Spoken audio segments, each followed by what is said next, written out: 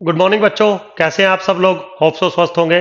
तो चलिए जी, आज मैं आपके साथ लेक्चर नंबर 4 एमएमई 2 का डिस्कस करने जा रहा हूं। तो मैंने लेक्चर नंबर 3 तक आपको थोड़ा सा बेसिक ब्रीफ कर दिया है। अब हम थोड़ा सा और धीरे धीरे एडवांस की तरफ चलते हैं। तो चलिए मेरे बच्चों, विदाउट वेस्टिंग योर टाइम हम लोग आगे डिस्कस करते हैं।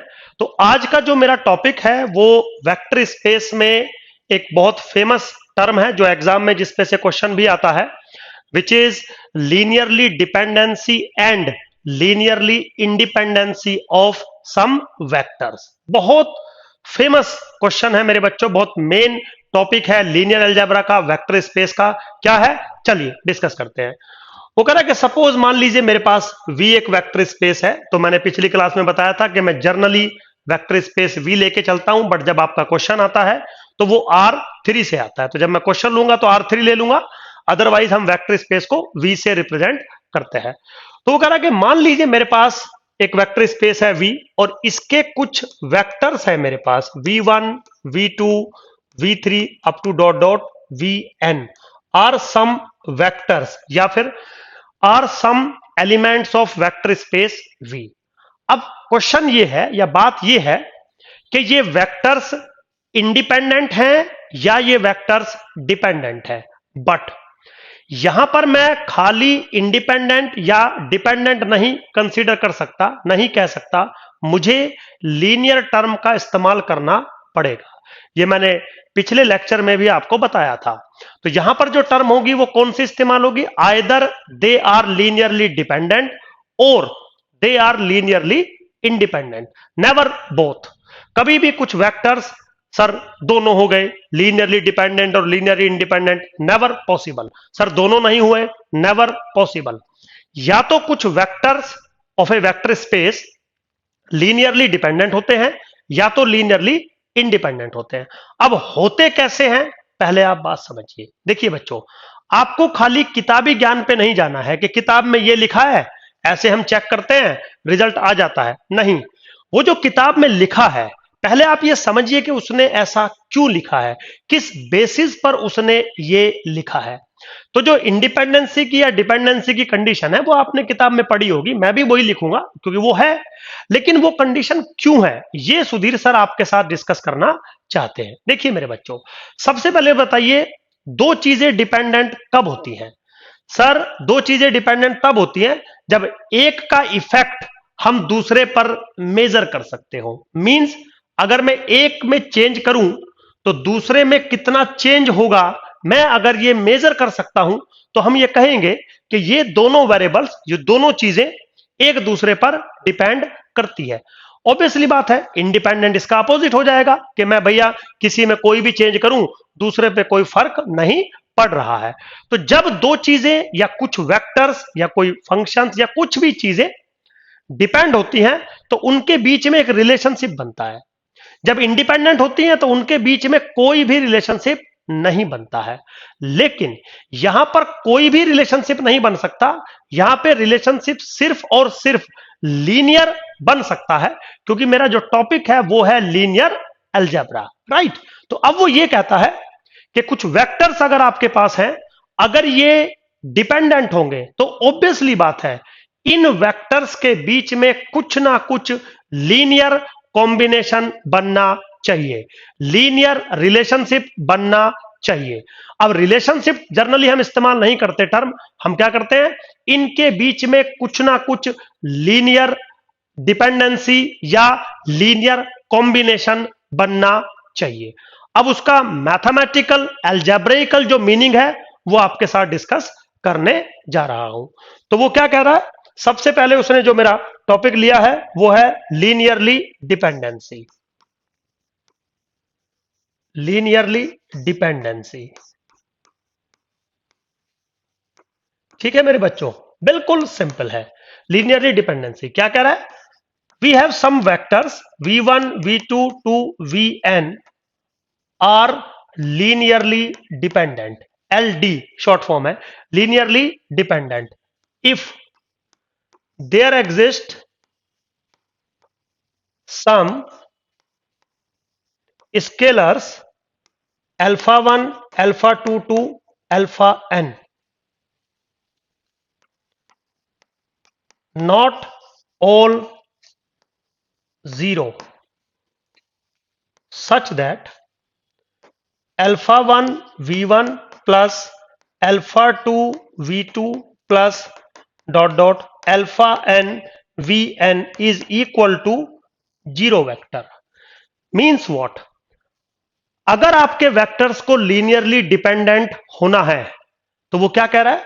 दे are linearly dependent if there exist some scalars, मतलब some real numbers, alpha 1 alpha 2 alpha n, not all 0। Not all 0 मतलब आपने ये जो अल्फा 1 अल्फा 2 अल्फा n लिए हैं ये सारे 0 नहीं होने चाहिए। इनमें से कम एक अल्फा i नॉन 0 होना चाहिए। एंड कैसे होने चाहिए? Such that the linear combination of v1 v2 vn together with these alpha 1 alpha 2 alpha n become 0 vector. Means what? कुछ वेक्टर्स को लीनियरली डिपेंडेंट होने के लिए आप एक लीनियर कॉम्बिनेशन बनाते हैं with some scalars alpha 1 alpha 2 alpha n और इसको 0 पुट करते हैं। कर दिया। करने के बाद इस इक्वेशन को हम सॉल्व करते हैं और यहां से हम alpha 1 alpha 2 alpha n calculate करते हैं। If some alpha i's are non 0, if some alpha i non 0, then they vectors must be linearly dependent. Sudhir sir, अगर सोल्व करते टाइम सारे अल्फा आई 0 आ गए? बिल्कुल आ सकते हैं बच्चों, मैं तो मना नहीं कर रहा। बिल्कुल ऐसा हो सकता है कि कुछ अल्फा आई नॉन 0 ना आए, सारे अल्फा आई 0 आ जाए, तो मेरे बच्चों the vectors are called linearly independent. क्यों? देखिए, मान लीजिए आपने ये लीनियर कॉम्बिनेशन बनाया, पुट इट इक्वल टू 0 किया और आपने कैलकुलेट किया अल्फा 1 भी 0 है, अल्फा 2 भी 0 है, अल्फा 3 भी 0 है, अल्फा n सब 0 है। तो बेसिकली आप कर क्या रहे हैं? फिर तो 0 इज इक्वल टू 0 हो गया ना। समझिए, अगर अल्फा 1 0 अल्फा 2 0 अल्फा n 0 तो सब कुछ 0 ना, तो 0 is equal to 0 which is nothing. इसका मतलब there is no relationship, there is no linear relationship, there is no dependency, है ना। कोई चेंज इफेक्ट आप मेजर कर ही नहीं पा रहे हो। तो अगर इफेक्ट आपको मेजर करना है तो कंफर्म जब आप लीनियर कॉम्बिनेशन बनाएं वो 0 हो जाए, तो कम से कम एक अल्फा आई नॉन 0 होना चाहिए। Similarly by the same pattern, if all alpha i's are 0, then the vectors must be called linearly independent, है ना। तो आप चाहे तो यहीं पर लीनियरली इंडिपेंडेंसी की भी डेफिनेशन हम बना सकते हैं। कैसे बना सकते हैं? बिल्कुल सिंपल है।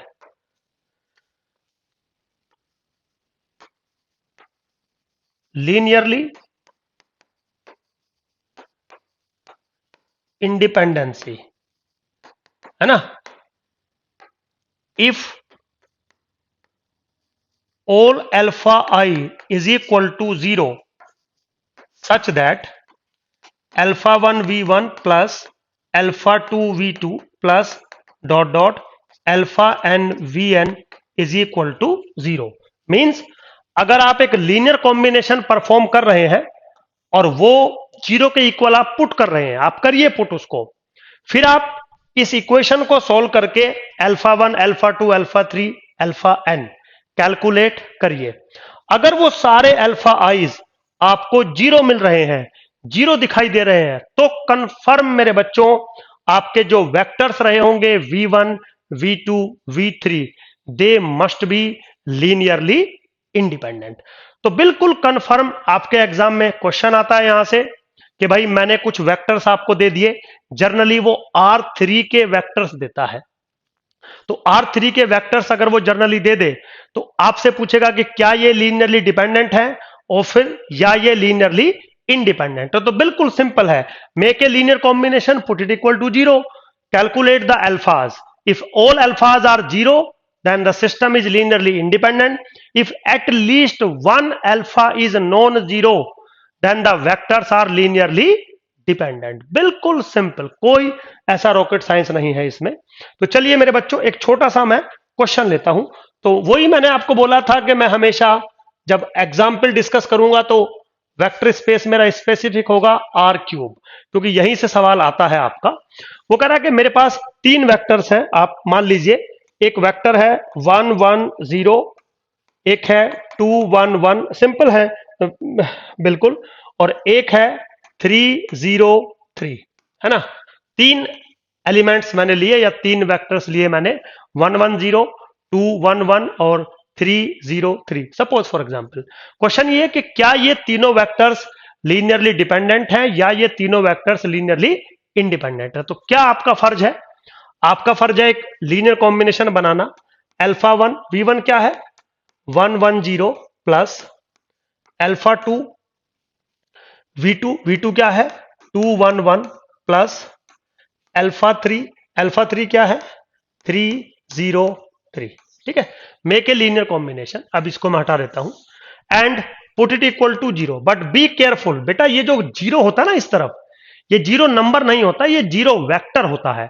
तो आर क्यूब में 0 वेक्टर क्या बनेगा? 0 0 0। बी केयरफुल, इस चीज का ध्यान रखिएगा। तो जब भी हम, जैसे मान लो इधर आप एक लीनियर कॉम्बिनेशन बना रहे हो वेक्टर्स का, तो फिर इक्वल भी तो वेक्टर ही होगा ना। अब ऑब्वियसली बात है, कोई लीनियर कॉम्बिनेशन ऑफ वेक्टर्स अगर वेक्टर है तो वेक्टर के राइट हैंड साइड में कोई नंबर तो हो नहीं सकता। तो भले ही हम इसको यहां 0 लिखते थे, बट ये 0 वेक्टर था। तो आज मैंने डायमेंशनली इसको 0 वेक्टर लिख दिया। और अब मैंने बताया था आपको कि जो R3 है उसका जो एडिटिव आइडेंटिटी है, जिसको हम 0 वेक्टर बोलते हैं, वो होता है 0 0 0। लिख दिया, कोई प्रॉब्लम नहीं है। अब आपको इस पूरे सिनेरियो को सोल्व करके ये बताना है कि alpha 1 alpha 2 alpha 3 must be 0 only, या सर नॉन जीरो की पॉसिबिलिटी है। अगर नॉन जीरो की पॉसिबिलिटी है तो दे मस्ट बी डिपेंडेंट, और अगर अल्फा 1 अल्फा 2 अल्फा 3 सारे 0 आ जाते हैं तो they must be independent. Very simple. तो चलिए जी, अभी मैंने ये सब चीजें आपको बता रखी हैं कैसे सोल्व करते हैं। सबसे पहले अगर मैं इस साइड को सोल्व करूं, और मैं डायरेक्ट सोल्व करूंगा आप, तो कैसे लिखूंगा? Alpha 1 plus 2 alpha 2 plus 3 alpha 3। आप चाहें तो इजीली कैलकुलेट कर सकते हैं, पहले मल्टीप्लाई करेंगे फिर एडिशन कर सकते हैं। मैंने दोनों काम एक साथ कर दिए बच्चों। अगला एलिमेंट बनेगा अल्फा 1 प्लस अल्फा 2। अगला एलिमेंट बनेगा alpha 2 plus 3 alpha 3 is equal to 0 0 0। कोई प्रॉब्लम नहीं है। तो अगर ये वेक्टर इसके बराबर है तो कंपेयर अगर करेंगे तो मुझे क्या मिलेगा? मुझे मिलेगा alpha 1 plus 2 alpha 2 plus 3 alpha 3 is equal to 0। चलिए जी, alpha 1 plus alpha 2 is equal to 0। चलिए जी, alpha 2 plus 3 alpha 3 is equal to 0। मेरे बच्चों, मेरे पास 3 इक्वेशंस आ गई, कोई प्रॉब्लम नहीं है। अब इन तीनों इक्वेशंस को आपको सोल्व करना है और अल्फा 1 अल्फा 2 अल्फा 3 बताना है, बिल्कुल सिंपल। लेकिन अगर आप सोल्व करने से पहले थोड़ा इसको सोचें, इन दोनों इक्वेशंस को आप एक बार ऐड करो। अगर मैं इन दोनों इक्वेशंस को ऐड करता हूं तो मुझे क्या मिलता है? दोनों इक्वेशंस को ऐड करूंगा तो alpha 1 plus 2 alpha 2 plus 3 alpha 3 is equal to 0 मिलेगा। आप चाहो तो इन दोनों इक्वेशंस को ऐड करके देख लीजिए, ऐड करोगे तो ये मिलेगा। अब ये जो इक्वेशन आपको मिली, इन दोनों को ऐड करने से टेक्निकली वो यही तो इक्वेशन लिखी हुई है। यस और नो? समझिए आप बात को, है देखिए बिल्कुल सेम लिखी हुई है। इसका मतलब सिस्टम के अंदर ये इक्वेशन एक्स्ट्रा लिखी हुई है। एक्स्ट्रा लिखने का ये मतलब है कि this equation must be dependent on these two equations. कैसे डिपेंड कर रही हैं? सर इन दोनों का ऐड कर दीजिए, यही मिल जाएगी। तो जब ये इक्वेशन इन दोनों पर डिपेंडेंट होती है तो सिस्टम ऑफ लीनियर इक्वेशंस में से हम उस इक्वेशन को रिमूव कर देते हैं। सो बेसिकली यहां पर 3 इक्वेशंस नहीं, यहां पर 2 इक्वेशंस लिखी हुई हैं। ये हमेशा का रूल है, ये आगे भी आपको काम आएगा कि अगर कोई इक्वेशन कुछ दूसरी इक्वेशंस के लीनियर कॉम्बिनेशन से लिखी जा सकती है, ऐड करके, सब्ट्रैक्ट करके, मल्टीपल करके, तो ये जो लिखी जा सकती है हम इसको हटा देते हैं, ऐसा रूल कहता है। तो मेरे बच्चों, बेसिकली अब आपके पास ये सिर्फ 2 इक्वेशंस बनी, जिनको सोल्व करके आपको अल्फा 1 अल्फा 2 अल्फा 3 लाना है। लेकिन अब यहां पे अगर आप गौर से देखें तो मेरे पास जो वेरिएबल हैं जिनको मुझे सोल्व करना है वो हैं 3 वेरिएबल। कौन कौन से? अल्फा 1, अल्फा 2, अल्फा 3, बट जो मेरी इक्वेशंस हैं वो हैं दो। मैथमेटिक्स में एक रूल है, अगर आप सिस्टम ऑफ लीनियर इक्वेशंस को सोल्व करना चाहते हैं, मतलब कुछ इक्वेशंस हैं और कुछ वेरिएबल्स हैं, कुछ अननोन्स हैं, अगर आप उनको सोल्व करना चाहते हो बच्चों, तो number of variables minus number of equations हमेशा फ्री वेरिएबल होता है। फ्री वेरिएबल का मतलब है जिसकी वैल्यू आप अपनी मर्जी से पुट कर सकते हो। तो क्या यहां पर ऐसा हो रहा है? आंसर है यस। क्यों हो रहा है? क्योंकि तीन वेरिएबल हैं और दो इक्वेशन है, 3 माइनस 2 1। एक वेरिएबल आप फ्रीली पुट कर सकते हो, जो भी आपका दिल करे वो आप पुट करिए, ठीक है। अब जैसे अगर मैं थोड़ा सा इन इक्वेशंस को सोल्व करूं, पहले सेकंड इक्वेशन को सोल्व करो जरा। अल्फा 2 सपोज बराबर आएगा माइनस के 3 अल्फा 3, कोई प्रॉब्लम नहीं है। पहली इक्वेशन से अल्फा 1 किसके बराबर आएगा? माइनस के अल्फा 2, और ये किसके बराबर हो जाएगा? 3 अल्फा 3 के बराबर। इसका मतलब अगर मैं अल्फा 3 की वैल्यू फ्रीली पुट कर दूं कुछ भी यहां पर, तो यहां से मुझे अल्फा 2 मिल जाएगा और अल्फा 2 से मुझे अल्फा 1 मिल जाएगा। इसीलिए मैंने बोला था कि मैथमेटिक्स का ये रूल होता है। तो फॉर ए सेकेंड अगर मैं अल्फा 3 को 1 पुट कर दूं तो अल्फा 2 किसके बराबर आएगा? माइनस के 3। अच्छा, अल्फा 1 किसके बराबर आएगा? अल्फा 1 किसके बराबर आएगा? माइनस के अल्फा 2 यानी कि 3 के बराबर। आप टेक्निकली देख लीजिए, इसका मतलब अल्फा 1 3 है, अल्फा 2 माइनस 3 है, अल्फा 3 1 के बराबर है। तो क्या alpha 1, alpha 2, alpha 3 non zero है? कम से कम एक नॉन जीरो मुझे चाहिए था। सुधीर सर ये तो तीनों ही जीरो नॉन जीरो है। अच्छी बात है। तो इसका मतलब जो मेरे ये वेक्टर्स हैं they must be linearly dependent. Very simple. लेकिन मेरे बच्चों यहां पे एक डीपली आपको बात समझाना चाहूंगा जो बहुत गौर करने की है, और जितने भी आप में से अच्छे बच्चे हैं शायद वो मेरी बात को अप्रिशिएट करेंगे। सर जैसे मान लीजिए आपने ये रिलेशन ले आए, आपने बोला कि फ्री वेरिएबल एक होगा, समझ में आ गया। आपने अल्फा 3 की वैल्यू ली है 1, बिल्कुल ले ली। आप 2 ले सकते थे, 4 ले सकते थे, कुछ भी ले सकते थे, ले लिया। सर हम लोग अल्फा 3 की वैल्यू 0 भी तो ले सकते हैं, बिल्कुल ले सकते हैं। मैंने कब बोला कि 0 नहीं ले सकते? सर अगर हम अल्फा 3 की वैल्यू 0 ले लेंगे तो अल्फा 2 भी 0 बन जाएगा और अल्फा 1 भी 0 बन जाएगा अकॉर्डिंग टू रूल। तो सर यहां पर तो अल्फा 1, अल्फा 2, अल्फा 3 तीनों 0 आ गए, तो हमें तो लीनियरली इंडिपेंडेंट कहना चाहिए। और अभी आपने बताया था कि दोनों बातें एक साथ नहीं हो सकती। फिर से समझिए, एक जगह मेरा नॉन जीरो आ रहा है वो भी इस सिस्टम को सोल्व कर रहा है, एक जगह मेरा जीरो आ रहा है वो भी इस सिस्टम को सोल्व कर रहा है। डायरेक्शन दोनों की अलग अलग है। ये कंसीडर करूं तो डिपेंडेंट, ये कंसीडर करूं तो इंडिपेंडेंट, और ये मैंने अभी आपसे बोला कि दोनों तो हो नहीं सकते। तो मेरे बच्चों आज एक मैथमेटिक्स का गुरु मंत्र दे रहा हूं। गुरु मंत्र बहुत कम टीचर जानते हैं, जो नॉर्मली टीचर पढ़ा रहे होते हैं इकोनॉमिक्स ऑनर्स वालों को, वो प्योरली मैथमेटिक्स के टीचर नहीं होते। But actually I have done MPhil in mathematics, MSc in mathematics, MSc in statistics, MA in economics from Delhi school of economics. तो मैं तीनों सब्जेक्ट में पोस्ट ग्रेजुएट हूं। एक सब्जेक्ट और भी है जिसमें पोस्ट ग्रेजुएट हूं, बट वो आपके साथ डिस्कस नहीं कर रहा हूं मैं। तो हमें एकदम थंब नॉलेज होती है। तो थंब नॉलेज का यही मतलब होता है कि मेरा बच्चा एग्जाम में फंसना नहीं चाहिए। तो अगर आपके बात दिमाग में ये बात गई तो इसका मतलब आप दिमाग लगा रहे हो कि सर जब आपने अल्फा 3 को फ्री कर दिया, भाई कुछ भी ले सकते हैं, तो 0 भी ले सकते हैं, 0 ले सकते हैं तो ये बनेगा, नॉन 0 ले सकते हैं तो ये बनेगा। तो मेरे बच्चों एक पॉइंट आपको आज समझा रहा हूं, अगर कभी ऐसी सिचुएशन बन जाए जिसमें आप ट्रिवियल सॉल्यूशन भी ले सकते हो, ट्रिवियल सॉल्यूशन मतलब 0 0 0, और नॉन ट्रिवियल सॉल्यूशन भी चूज कर सकते हो, तो in mathematics we consider always as non trivial solution. Means हम ये ले तो सकते थे, या तो यही होता, सिर्फ यही होता, फिर तो कोई प्रॉब्लम ही नहीं थी, फिर तो यही लेना होता। But if we have two choices, either a trivial solution or a non-trivial solution, so we consider always non-trivial solution. trivial solution हम कंसीडर नहीं करते हैं। मैं ये नहीं कह रहा कि इसका सॉल्यूशन ये नहीं है, बिल्कुल है, लेकिन या तो सिर्फ यही सॉल्यूशन होता तो एक अलग बात थी। अगर दोनों में सॉल्यूशन है तो हमेशा हम नॉन ट्रिवियल सॉल्यूशन लेते हैं। तो अकॉर्डिंग टू द सिनेरियो मेरे बच्चों क्या बन रहा है, हमारा बन रहा है कि जो वेक्टर्स आपको दिए गए थे वो मस्ट बी लीनियरली डिपेंडेंट। ठीक है मेरे बच्चों, बिल्कुल सिंपल था, ऐसा कुछ भी जो है टिपिकल टास्क नहीं है इन चीजों में, ये बहुत नॉर्मल चीजें हैं। बट ये जो मैं कॉन्सेप्ट आपको समझाता हूं ये वेरी डीप है, ये नॉलेजेबल कॉन्सेप्ट है, और मैं खुद ही बताता हूं कि आपको ऐसा सोचना चाहिए, ऐसा समझना चाहिए, आपके दिमाग में ऐसा चलना चाहिए।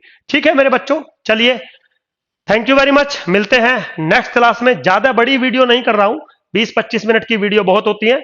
जब लाइव क्लासेस लेंगे तो वो लगभग 2 आवर्स की रहेगी। जब तक लाइव क्लासेस स्टार्ट नहीं होती तब तक आप ये वीडियोस देखिए, इनको बार बार देखिए, समझिए कि टीचर कैसा आपको पढ़ाने वाला है। चलिए, होप सो आपको बच्चों समझ में आया होगा। Thank you very much, good night.